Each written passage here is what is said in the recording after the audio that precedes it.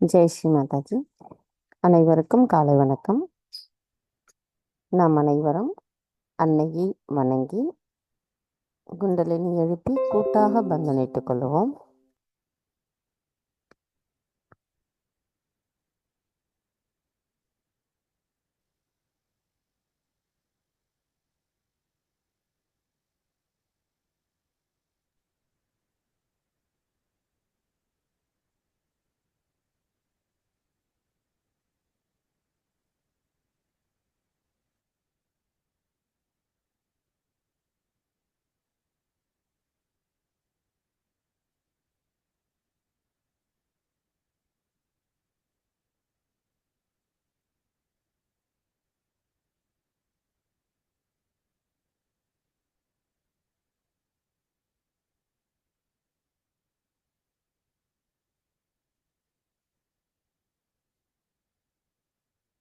மெதுவாக நமது கவனத்தை நம்முடைய இதயத்திற்கு கொண்டு வருவோம். நமது வலது கையை இடது இதயத்தில் வைத்து அன்னையிடம் பிரார்த்தனை செய்வோம். நம்முடைய பிரார்த்தனை பணிவாகவும் பக்தியுடனும் இருக்க வேண்டும்.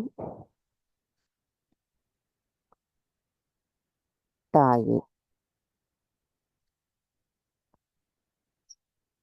தயவு செய்து தாங்கள் எங்களின் இதயத்திற்குள் வாருங்கள். தாயே, தங்களின் வருகையால் எங்களின் இதயம் தூய்மையடைந்துள்ளது. நாங்கள் அதை உணர்வதற்கு எங்களுக்குள் தடைகளாக இருக்கின்ற அனைத்து விதமான குழப்பங்களையும் சந்தேகங்களையும் மாயைகளையும் தயவு செய்து எங்களிடமிருந்து அகற்றிவிடுங்கள். தாயே, தங்களின் தரிசனத்தை நாங்கள் எங்களின் இதயத்தினுள் காண்பதற்கு தயவு செய்து அருள் புரியுங்கள். தாயே, தங்களின் பொற்பாதத்தை நாங்கள் வணங்குவதற்கும் எங்களுக்கு அனுமதி தாருங்கள். தாயே, ஸ்ரீ சதா சிவனோடு இணைந்த தாங்கள் எங்களுக்குள் தூய அன்பு தத்துவத்தை நிலைநிறுத்துகிறீர்கள். அந்த அன்பை நாங்கள் உலகிலுள்ள மற்ற அனைவருக்கும் கொண்டு செல்லக்கூடிய கருவிகளாக இருக்கவும் தயவு செய்து அருள் புரியுங்கள். அன்பின் சக்தியாக விளங்கும் தாங்கள் எங்களை தூய ஆத்மாவாக மாற்றியிருக்கிறீர்கள். தாயே, நாங்கள் இன்றைய இந்த காலை நேர கூட்டு தியானத்தை செய்வதற்கு தயவு செய்து அனுமதி தாருங்கள். நாங்கள் இந்த தியானத்தின் ஆழத்தையும் ஆனந்தத்தையும் அமைதியையும் உணர்வதற்கு தயவு செய்து அருள் புரியுங்கள்.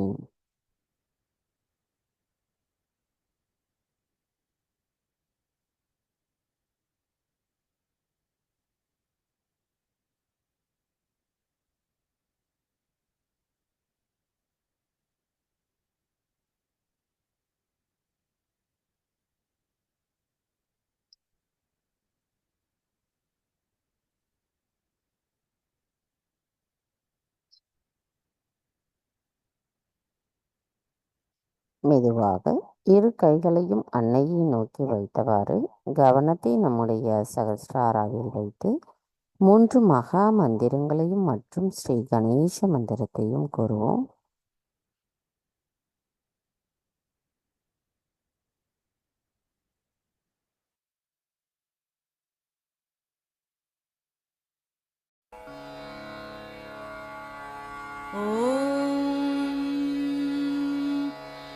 त्वमेव साक्षात्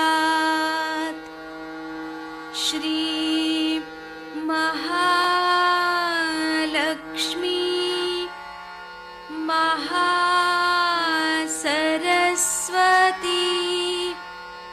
महाकाली त्रिगुणात्मिका कुण्डलिनी साक्षात् श्री आदिशक्ति माताजी श्री निर्मला देव्यै नमो नमः। ॐ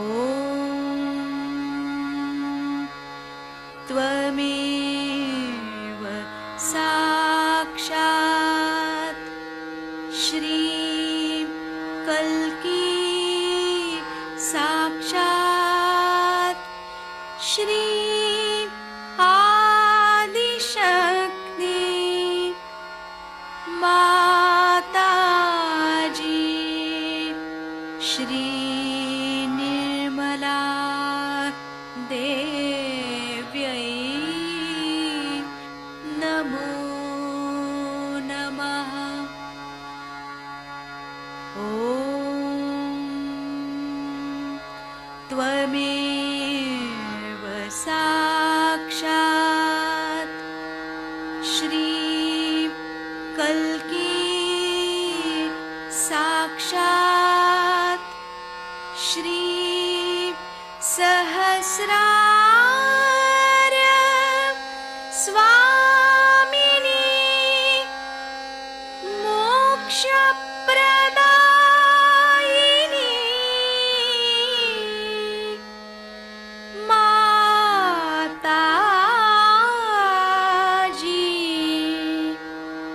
श्री निर्मला देव्यै नमो नमः। श्री गणेश मंत्र। ॐ त्वमेव साक्षात् श्री गणेश साक्षात् श्री आदिशक्ति माताजी श्री निर्मला देव्यै नमो नमः।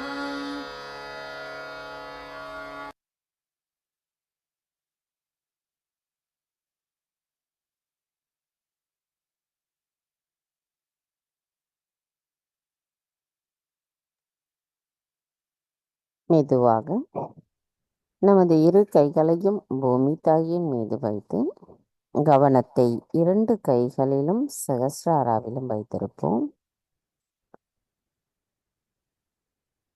தாயே பூமி தேவி, தயவு செய்து எங்களின் பாதங்கள் தங்கள் மீது படுவதற்காக எங்களை மன்னிப்பீர்களாக. தாயே, தயவு செய்து எங்களின் ஆன்மீக முன்னேற்றத்திற்கு எங்களுக்குள் தடைகளாக இருக்கின்ற அனைத்து விதமான உபாதைகளையும், எதிர்மறைகளையும், தோஷங்களையும், கவனச்சிதறல்களையும், எண்ண ஓட்டங்களையும் தயவு செய்து பூமி மார்க்கமாக ஈர்த்து கொள்ளுங்கள். தாயே, நாங்கள் எப்பொழுதும் சமநிலையில் அமைதியுடனும் உள்ளார்ந்த அமைதியை உணர்ந்தவர்களாகவும் நாங்கள் எப்பொழுதும் இருக்க தயவு செய்து அருள் புரியுங்கள். தாயே, நாங்கள் இந்த மகா யோகம் செய்வதற்கு தயவு செய்து அனுமதி தாருங்கள். மந்திரம் ஸ்ரீ ஆதி பூமி தேவி சாக்ஷாத். ஓம் த்வமேவ சாக்ஷாத் ஸ்ரீ ஆதி பூமி தேவி சாக்ஷாத் ஸ்ரீ ஆதிசக்தி மாதாஜி ஸ்ரீ நிர்மலா தேவை நமோ நமக. சில நிமிடம் தியானத்தில் இருப்போம்.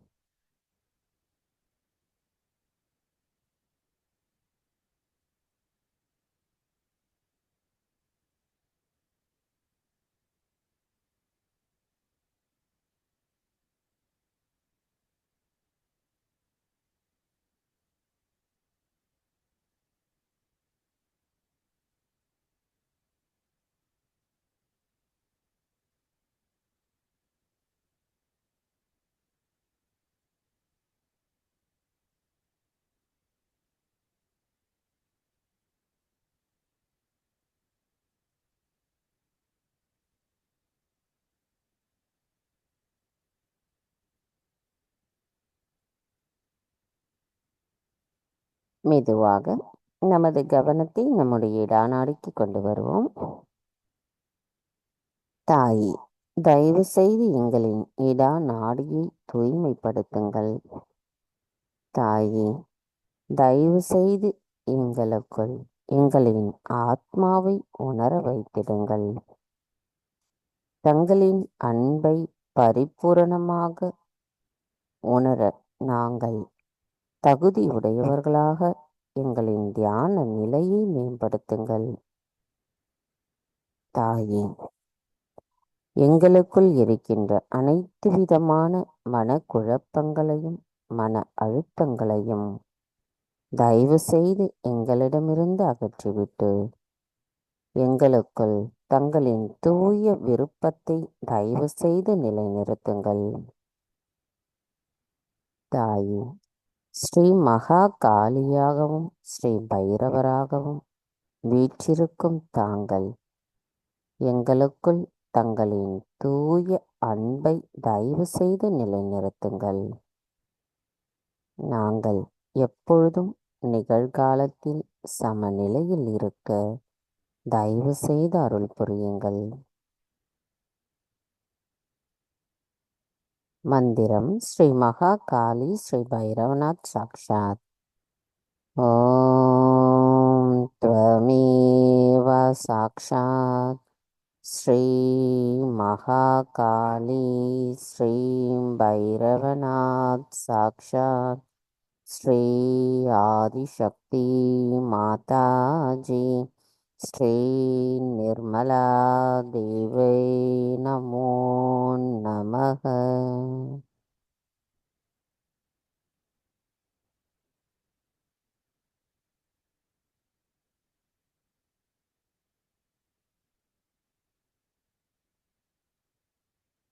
கவனத்தை நமது இடா நாடியிலேயே தொடர்ந்து வைத்திருந்து ஸ்ரீ கணேஷ அதர்வசேஷம் கூறுவோம்.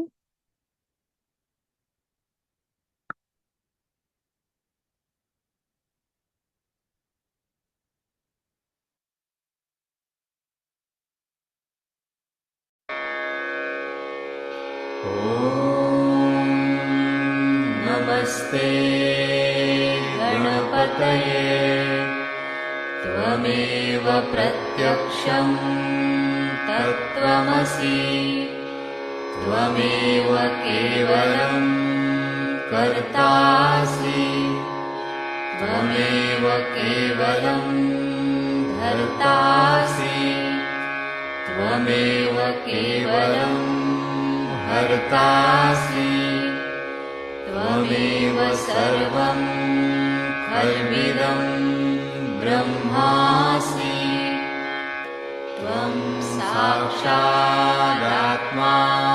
नित्यं ऋतं वच्मि सत्यं वच्मि अवत्वं माम् अववक्तारम् अवश्रोतारम् अवदातारम् अवधातारम् अवानुचानमवशिष्यम् अवपश्चात्तात् अवपुरस्तात् अवुत्तरात्तात्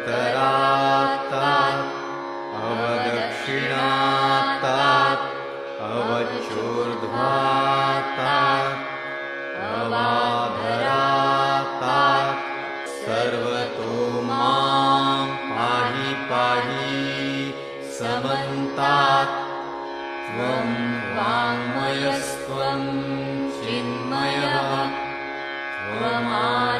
त्वमानन्दमयस्त्वं ब्रह्ममयः त्वं सच्चिदानन्दाद्वितीयोऽसि त्वं प्रत्यक्षं ब्रह्मासि त्वं ज्ञानमयो विज्ञानमयोऽसि सर्वं जगदिदं त्वत्तो जायते सर्वं जगदिदं त्वत्तस्तिष्ठति सर्वं जगदिदं त्वयि लयमिष्यति सर्वं जगदिदं त्वयि प्रत्येति त्वं भूमिरापो नलो नीलो नभः त्वं चत्वारि वाक्पदानि त्वं गुणत्रयातीतः त्वं देहत्रयातीतः त्वं कालत्रयातीतः त्वं मूलाधारस्थितोऽसि नित्यं त्वं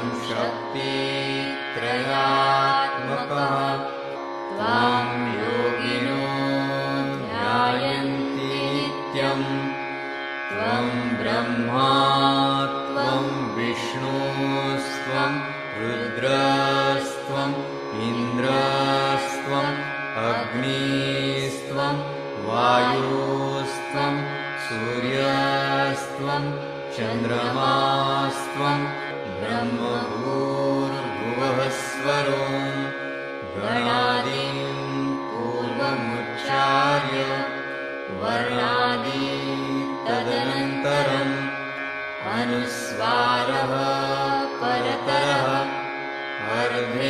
अर्धेन्दुलसितं तारेण रुद्धम् एतत्तव मनुस्वरूपं गकारः पूर्वरूपम् अकारो मध्यमरूपम्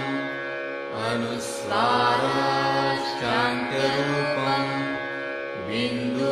बिन्दुरुत्तररूपम् नादसन्धानं संहिता सन्धिः सैषा गणेशविद्या गणकऋषिः निःसृद्गायत्री छन्दः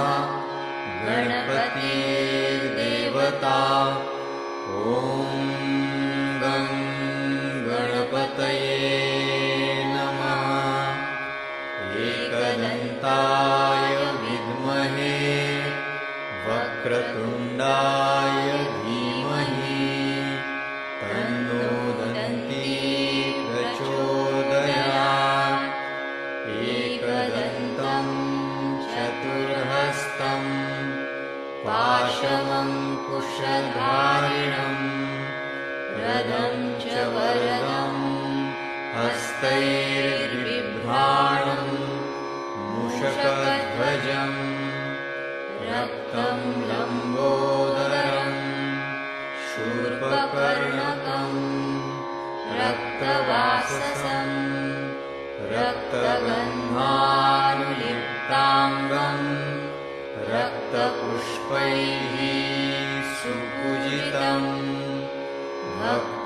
भक्तानुकम्पिनं देवं जगत्कारणम् अच्युतम् आविर्भूतं च सृष्ट्यादौ प्रकृतेः पुरुषात् परम् एवं ध्यायति यो नित्यं स योगी योगिनां वरः नमो व्रातपतये नमो गणपतये नमः प्रमथपतये नमस्ते स्थूलम्बोदरायैकदन्ताय विघ्ननाशिने शिवसुताय श्रीवरदमूर्तये नमो नमः। साक्षात् श्री आदिशक्ति माताजी श्री निर्मला देव्यै नमो नमः।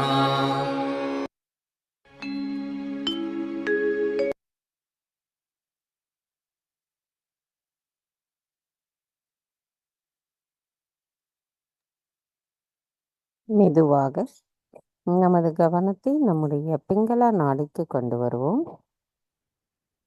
தாயே, தயவு செய்து எங்களின் பிங்களா நாடியை தூய்மைப்படுத்துங்கள். தாயே, எங்களுக்குள் இருக்கின்ற அனைத்து விதமான மாயையின் திரைகளை அகற்றிவிடுங்கள். எங்களுக்குள் நன்மை தீமைகளின் உண்மையான அர்த்தத்தை தயவு செய்து நிலைநிறுத்துங்கள். தாயே, தாங்களே அனைத்தையும் செய்பவர், அதனை ஆனந்தத்தோடு அனுபவிப்பவரும் தாங்களாவே. நாங்கள் எதுவும் செய்யவில்லை. தயவு செய்து எங்களுக்குள் இருக்கின்ற நான் என்ற அகங்காரத்தை அகற்றிவிடுங்கள். தாயே, ஸ்ரீ மகா சரஸ்வதியாகவும் ஸ்ரீ ஹனுமராகவும் வீற்றிருக்கும் தாங்கள் எங்களுக்குள் எங்களின் ஆத்மாவை தயவு செய்து நிலைநிறுத்துங்கள்.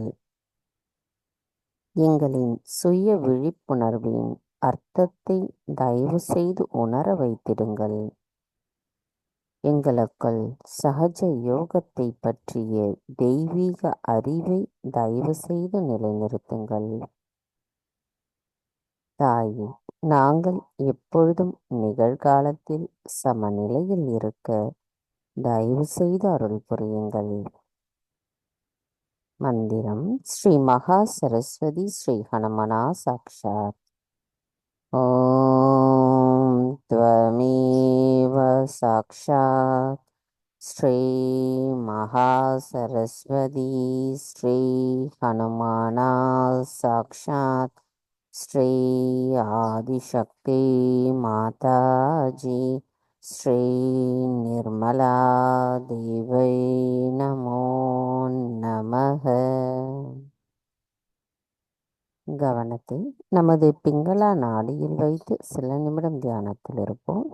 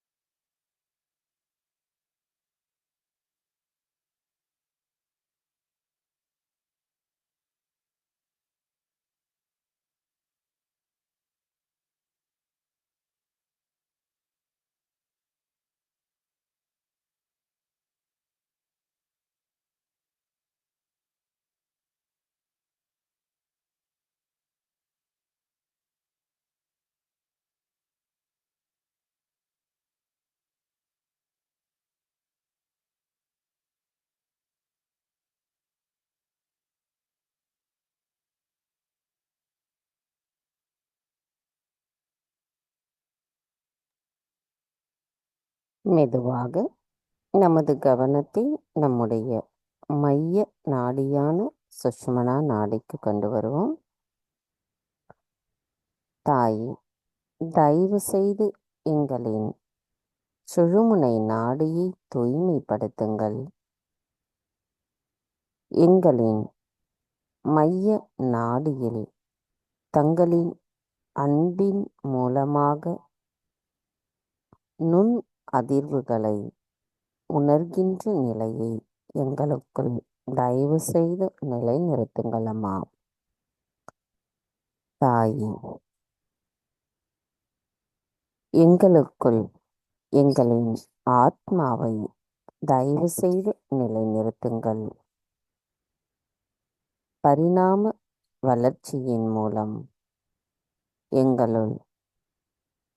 எங்களின் பரிணாம சக்தியை உணர வைத்திருக்கிறீர்கள். தாயே, இம்மாயை உலகிலிருந்து எங்களின் மனித நேயம் வெளிப்படுவதற்கும் தாங்களே காரணமானவர். தாயே, நாங்கள் எப்பொழுதும் நிகழ்காலத்தில் சமநிலையில் இருக்க தயவு செய்து அருள் புரியுங்கள். தாயே, எங்களுக்குள் வேதங்களின் நுட்பமான அர்த்தத்தை நிலைநிறுத்தியிருக்கிறீர்கள். அதை எங்களுக்கு புரிய வைத்தவும் அதன் மூலம் எங்களின் செயல்களில் எங்களை மேம்படுத்தவும் வழிகாட்டுகிறீர்கள். தாயே, நாங்கள் அதை எங்களின் சமநிலையிலிருந்து உணர்ந்து செயல்படுவதற்கு தடைகளாக இருக்கின்ற அனைத்து மாயைகளையும் எங்களிடமிருந்து முழுமையாக அகற்றிவிடுங்கள். நாங்கள் எப்பொழுதும் முழுமையோடு இணைந்த நிலையில் அமைதியான சமநிலையில் இருக்கவும் தயவு செய்து அருள் புரியுங்கள்.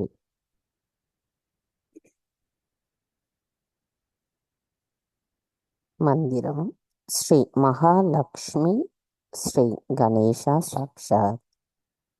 ஓம் த்வமேவ சாக்ஷாத் ஸ்ரீ மகாலட்சுமி ஸ்ரீ கணேசா சாக்ஷாத் ஸ்ரீ ஆதிசக்தி மாதாஜி ஸ்ரீ நிர்மலா தேவை நமோ நமக. நமது கவனத்தை மைய நாடியில் வைத்து சில நிமிடம் தியானத்தில் இருப்போம்.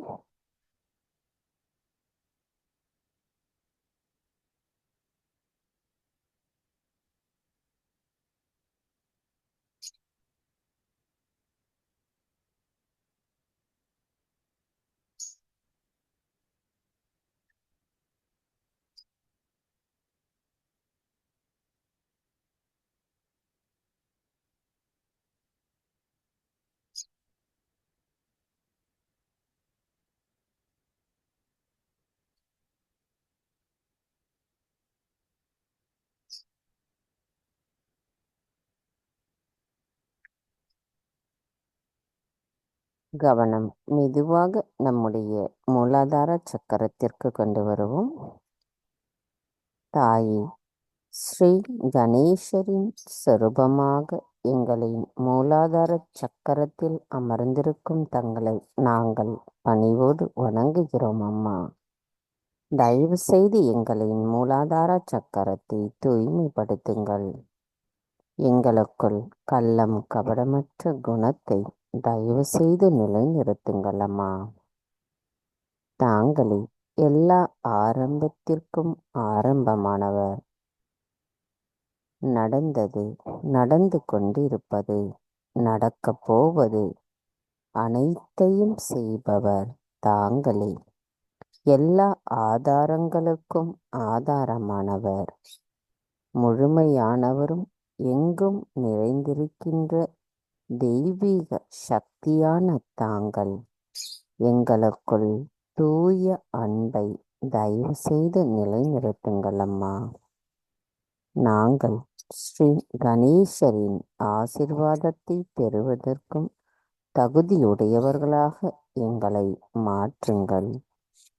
உங்களின் அருளால் எங்களுக்குள் எழுப்பப்பட்டிருக்கின்ற குண்டலினி தாய் எங்களை ஆசிர்வதிக்கட்டும்.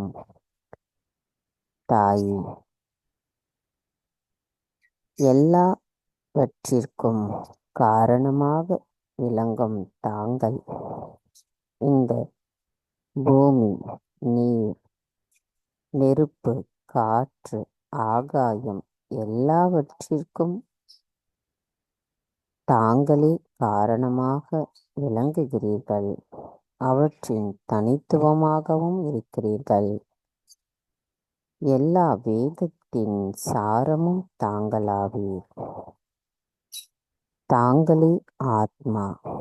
ஆத்மாவிற்கு அப்பாலும் இருக்கிறீர்கள். எங்களின் ஆத்மாவை உணர வைத்து நிலை நிறுத்துபவரும் தாங்களாவீர். தாயே, தயவு செய்து எங்களுக்குள் ஸ்ரீ கணேசரின் ஞானத்தை, அவரின் விவேகத்தை, அவரின் பணிவு, அன்பு, தூய்மை, மங்களகரம், மன்னித்தல் குணம் போன்ற அனைத்து குணங்களும் எங்களுள்ளும் நிறைந்திருக்க தயவு செய்து அருள் புரியுங்கள் அம்மா.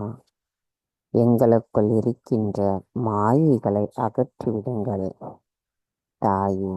இந்த மனித குலத்தின் மனித குணமான கள்ளம் நிறைந்த வாழ்க்கையில் எங்களுக்குள் கள்ளம் கபடமற்ற குணத்தை தயவு செய்து நிலைநிறுத்தி மேம்படுத்துங்கள் அம்மா. எங்களின் தூய்மையான விருப்பமும் பிரார்த்தனையும் இதுவே ஆகும் தாயே. எங்களின் மூலாதார சக்கரம் தங்களிடத்தில் சரணடையட்டும்.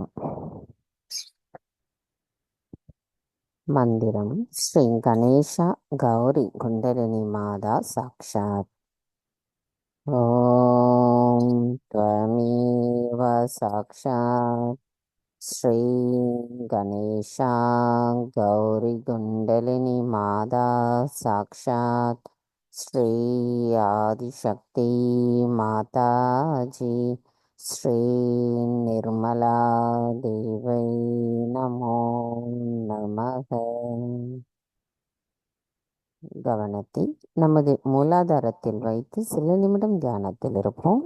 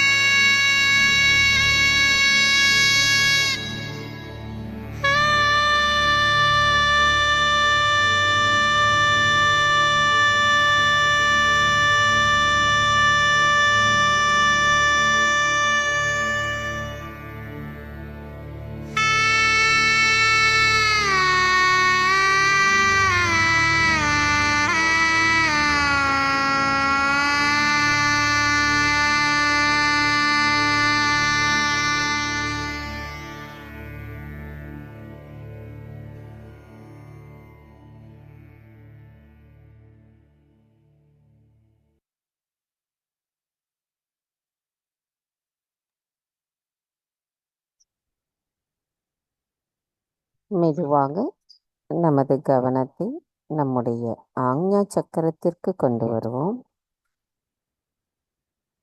தாயே, எங்களுக்குள் இருக்கின்ற மமகாரத்தையும் அகங்காரத்தையும் தங்களிடத்தில் சமர்ப்பிக்கிறோம். தாயே, எங்களுக்குள் ஞானத்தையும் பணிவையும் சாட்சி பாவத்தையும் தயவு செய்து நிலைநிறுத்துங்கள். எங்களின் ஆசைகள் தங்கள் அருளால் தூய்மைப்படுத்தப்படட்டும். உண்மை அல்லாதவற்றை எங்களிடமிருந்து அகற்றிவிடுங்கள். எங்களின் கோபத்தை அகற்றிவிடுங்கள்.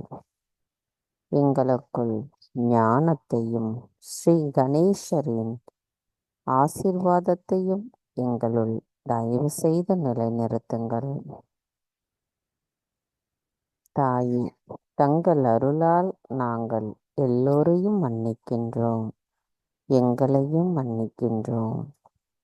எங்களுக்குள் இருக்கின்ற மன்னித்தல் குணம் தங்கள் அருளால் மேம்படுத்தப்படட்டும். மந்திரம் ஸ்ரீ மகாலக்ஷ்மி ஸ்ரீ மகாவிஷ்ணு சாக்ஷாத்.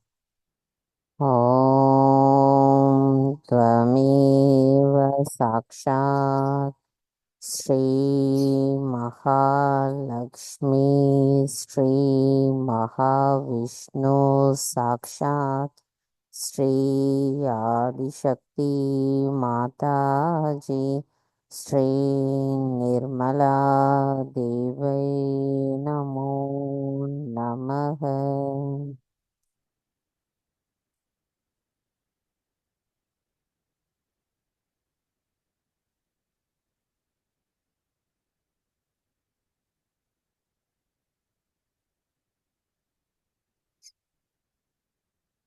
கவனம் மெதுவாக நம்முடைய சகஸ்ராராவிற்கு கொண்டு செல்வோம்.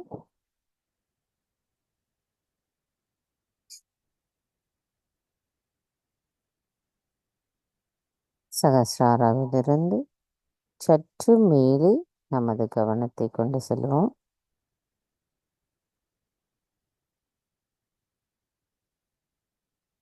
தாய், மகிழ்ச்சியின் உருவமாக விளங்கும் தாங்கள் எங்களுக்குள் எண்ணங்களற்ற தியான நிலையை தயவு செய்து நிலைநிறுத்துங்கள். தாயே, எங்களின் தியானத்தில் நாங்கள் தங்களை ஸ்ரீ மகா சரஸ்வதி, ஸ்ரீ மகாலக்ஷ்மி, ஸ்ரீ மகா காளி ஆகிய உள்ளடக்கிய தங்களை ஸ்ரீ சண்டிகா தேவியாக வணங்கும் அந்த நிலையை எங்களுக்கு தயவு செய்து தந்தருளுங்கள் அம்மா.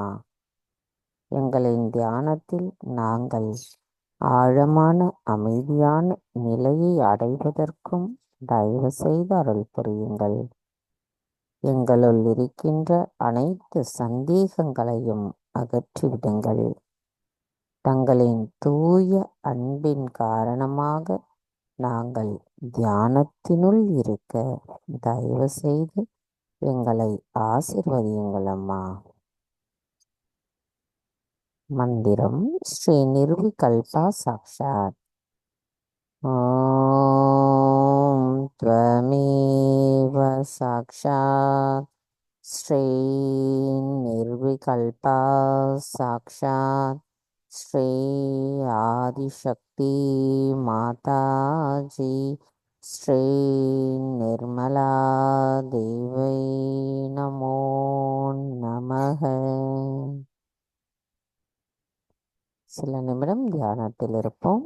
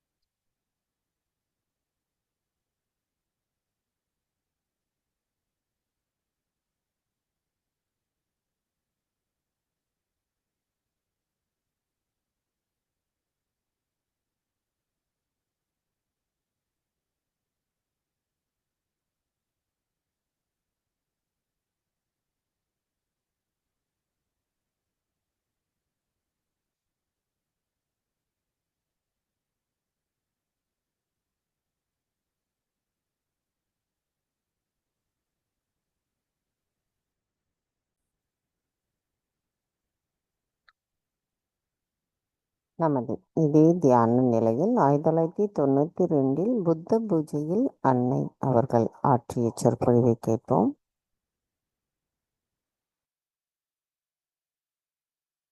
Today we have assembled here to do Sri Buddha Puja. I don't know how many of you have read of Buddha's life and how ultimately he achieved his enlightenment. I don't know how many of you have really seen the Buddhists or have met them, those who call themselves Buddhist. As in every religion, all of them got lost into some sort of a fundamentalism because none of them got realization. And that's why everybody established their own style of religion. Even you can say that Tao of Lao Tse also, or Zen of Viditama, all of them are offshoots of the same.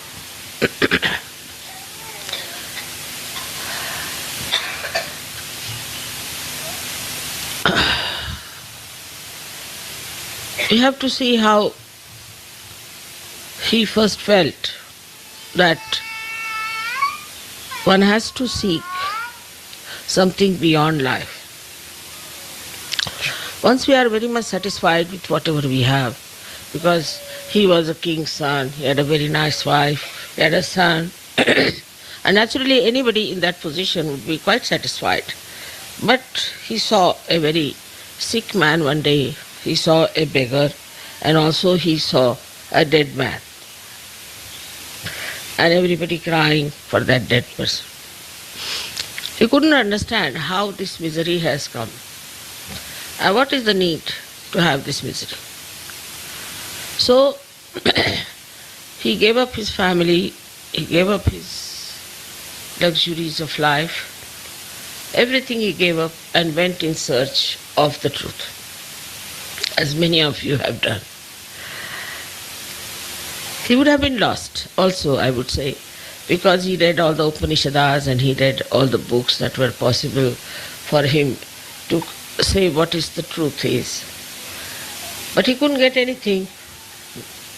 He took a complete sannyasa in the sense, as far as the food is concerned, as far as the entertainment is concerned, everything he gave up. And ultimately he was lying under a banyan tree, and suddenly the Adishakti gave him realization, because he was so true and was one of the one marked for a special place in the Virata. He had to achieve that. Of course, I need not tell you about his previous lives. Perhaps in so many of my lectures I have already talked about it. What was his previous life and how he achieved his own enlightenment about himself. But what we have to see from his life is that he discovered and he found out that want is the reason, the desire is the reason of all the miseries. But he didn't know what was the real want, what was the pure want, what was the pure desire.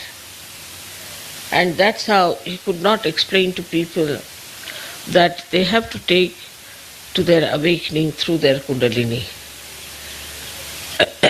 As he had followed such a ascetic life, that became the code for the Buddhist.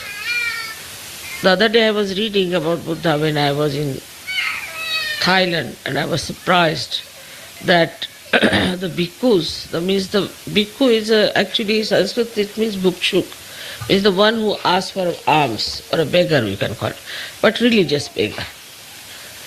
So he used to carry thousands of people with him, at least minimum of 1,000, bare feet, without any provision for food, without any arrangements for stay, nothing. And they were supposed to shave off their heads completely. No moustaches, no hair on the body at all. Moreover, they were supposed to wear only one dress. One long dress they had to tie up like this and cover themselves. Whether it was cold season or it was a warm season, whatever it was, they were not allowed to sing or to dance or to entertain themselves by anything. And food was just collected from the village, whatever they visited, whatever they got, very minimum, whatever they got, it was cooked for them, and they would offer their guru first and then eat that food. Imagine 1,000 people going like that, bare feet, in the scorching heat or in the mud or in rain. In all seasons they used to walk, giving up all their family relationships.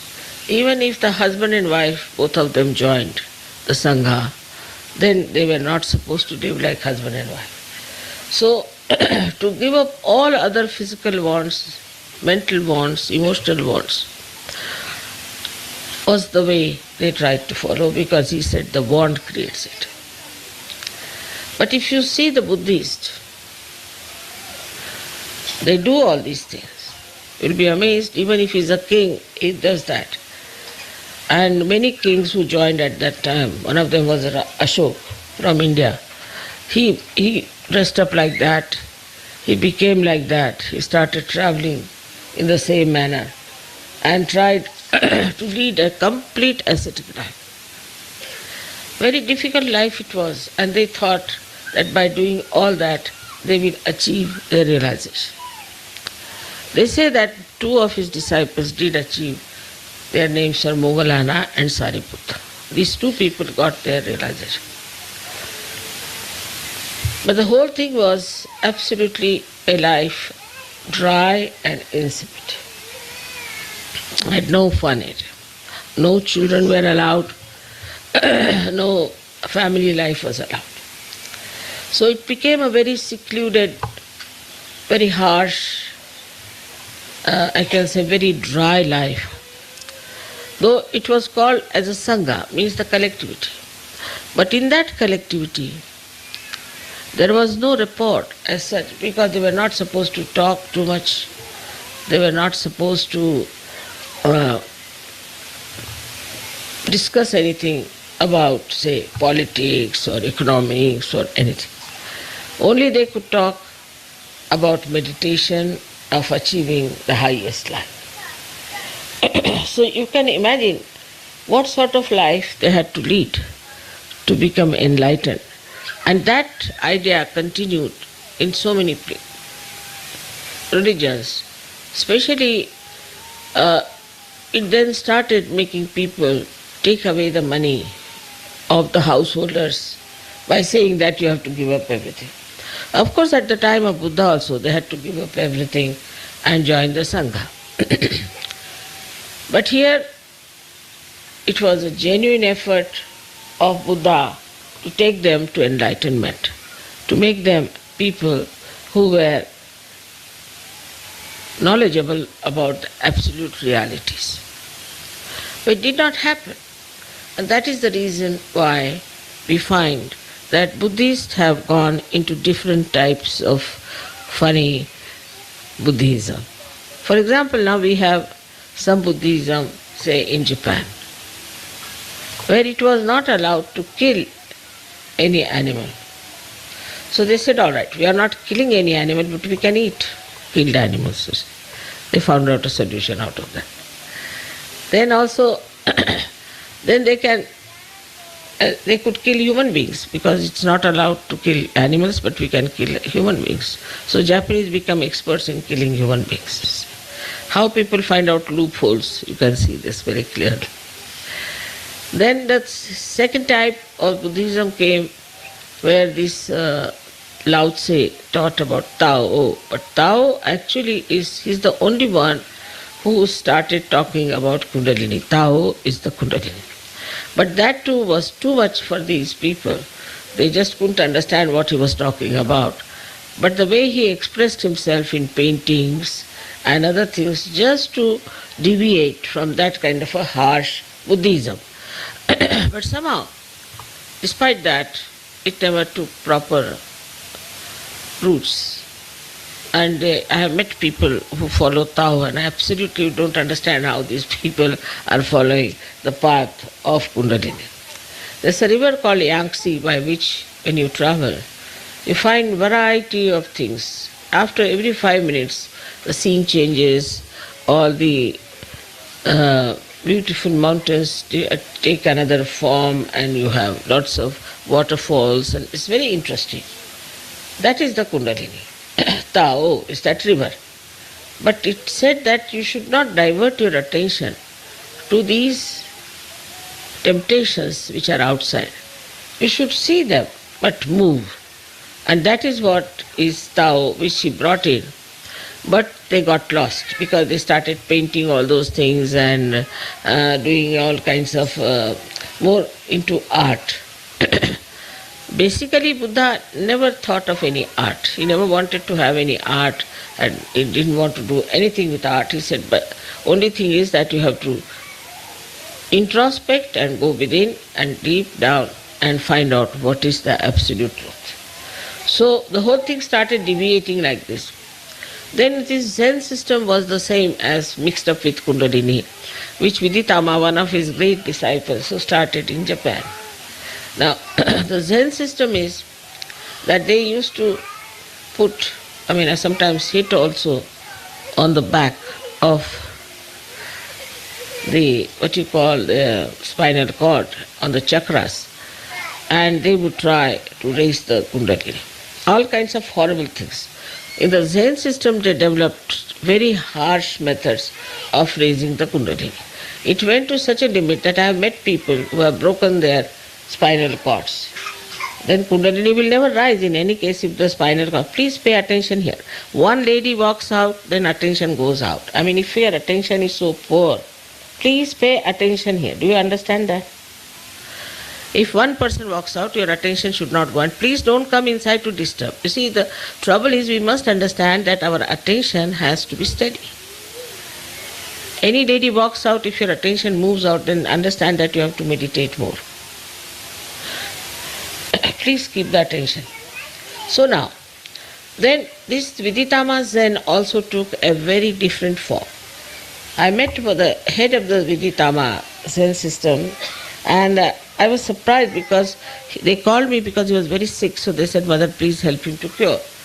But I found he was not at all a realized soul and did not know a word about Kundalini. So I said, how are you the head? How is it that you have become the head when you do not know the meaning of Kundalini? So he said, what is Kundalini? He couldn't understand anything. I said, what is Zen?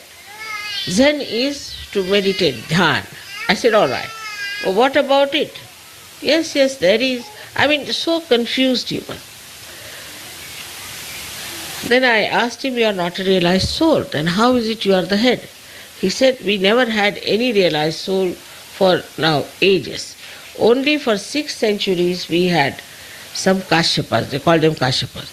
And after that we had no realized souls at all. So just think, under what circumstances you got your realization.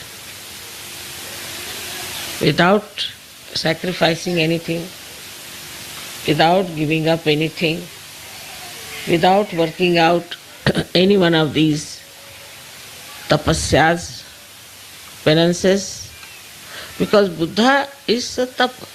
These 3 deities on your Agya Chakra, Christ, Mahavira and Buddha, 3 of them are tapa. Tapa means penance. You have to do penance. And penance now in Sahaja Yoga doesn't mean that you give up your wife or give up your husband, give up your children, give up your family. But here tapa means meditation. And for meditation you must know when to get up. That should be the most important thing for a Sahaja Yogi. The rest of the things automatically will work out.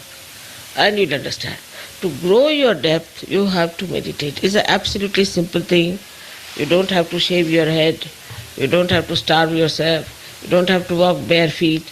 You can sing, you can dance, you can entertain yourself with music. You're not even allowed to see a drama or a play or anything like that. So many things, if you see the list, you'll go really crazy. How could people exist? But there were 1,000 people with him who were traveling with him. And they became so poor, they were just wearing rags. Ultimately, a big trader was passing by and he saw them and he thought, what poor people, these are just beggars. God knows they're lepers or what are they. And he had a great feeling for them and he gave them some food to eat and everything. And still he did not know that it was Tathagata, means it was Buddha who was going. So the Buddha's main thing, Buddha itself means Bodh, from Bodh. And the Bodh means to know the reality on your central nervous system is the Bodh.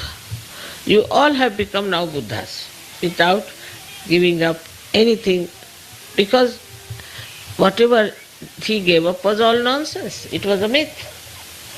If it was a myth, what's the use of giving up the myth? What does it matter if you listen to music? What does it matter if you dance? It doesn't matter at all.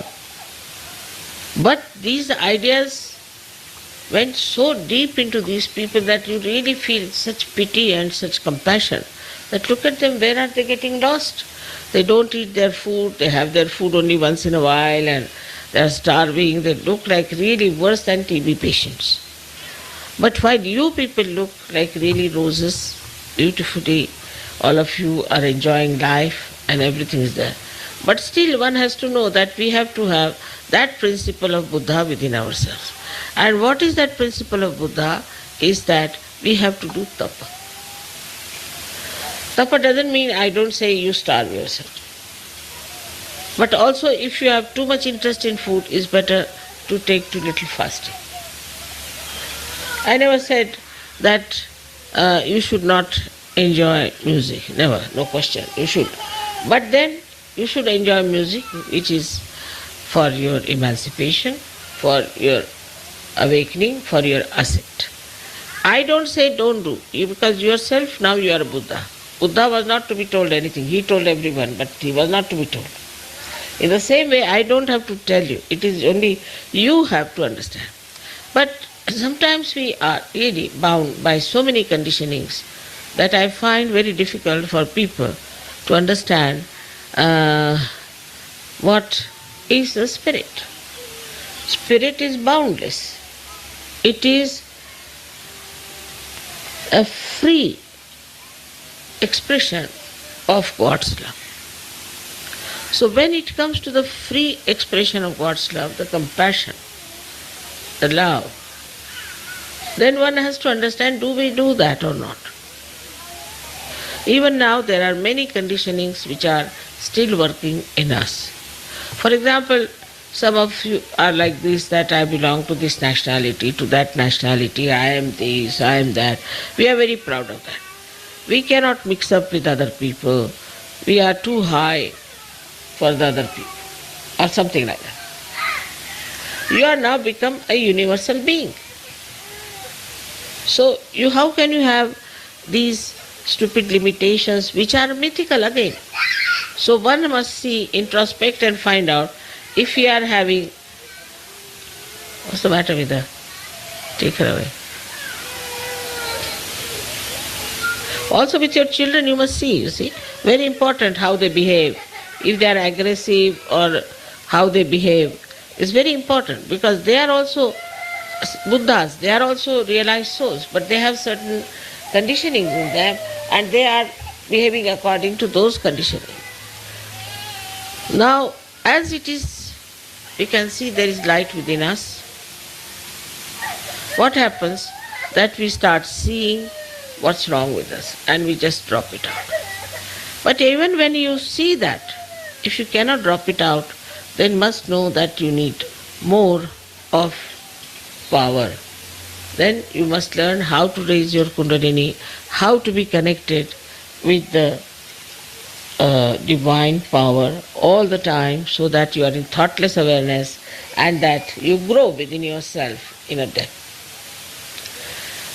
I find the conditioning that is very much lurking still is my and mine in still and Sajogis. Like before this, what I had heard about, say, English or all Western people, because I'm talking to the Western people here, that they didn't care for their family, their wives, their children. Every third day they were divorcing, or fourth day they are running off with some other husbands or something like that. Now I find they stick like glue. Wife becomes very important, husband becomes very important, my house becomes very important, my children become very important. And first they were not interested in children, now they are sticking on to children like as if with some glue. It's impossible for them to tell that, see, children belong to the Sangha, to the collective.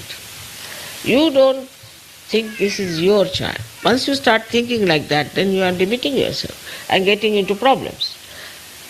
The country-wise also, the problems are reducing very much, I should say. Also, we don't like to be racist. I know people hate those who are racist. They want racialism to go away. As in India, I've seen Sajogis want all the caste system must go away. Because these are self-destructive.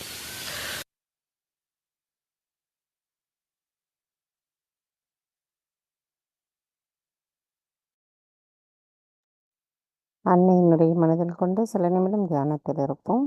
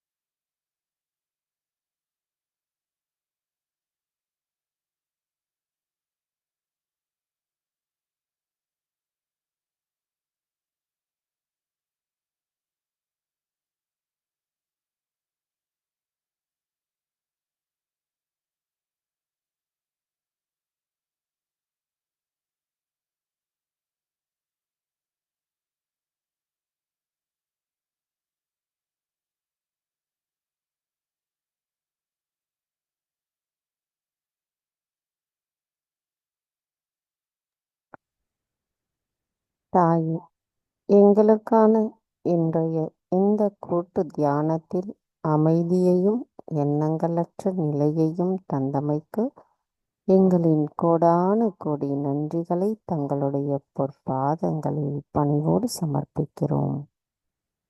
தாயே, இன்றைய தியானத்தில் நாங்கள் ஏதேனும் தெரியாமல் தவறுகள் செய்திருந்தால் தயவு செய்து எங்களை மன்னித்து விடுங்கள். தாயே, நாங்கள் ஸ்ரீ புத்த தேவரை போல் எவ்வித சலனமும் இல்லாத ஆசையற்ற நிலையில் நாங்கள் இறைவனோடு இணைந்த அந்த ஆனந்த நிலையில் எங்களின் வாழ்க்கை ஓட்டங்களை கொண்டு செல்வதற்கு தாங்களே அருள் புரிய வேண்டும் அம்மா. எங்களுள் இருந்து எங்களை தயவு செய்து செயல்படுத்துங்கள். பூரண மந்திரம். ஓம் த்வமேவ சாக்ஷாத் ஸ்ரீ ஆதிசக்தி மாதாஜி ஸ்ரீ நிர்மலா தேவை நமோ நமக. நாம் அனைவரும் அன்னைக்கு நன்றி கூறி வணங்கி குண்டலினி எழுப்பி கூட்டாக பந்தனிட்டுக் கொள்வோம்.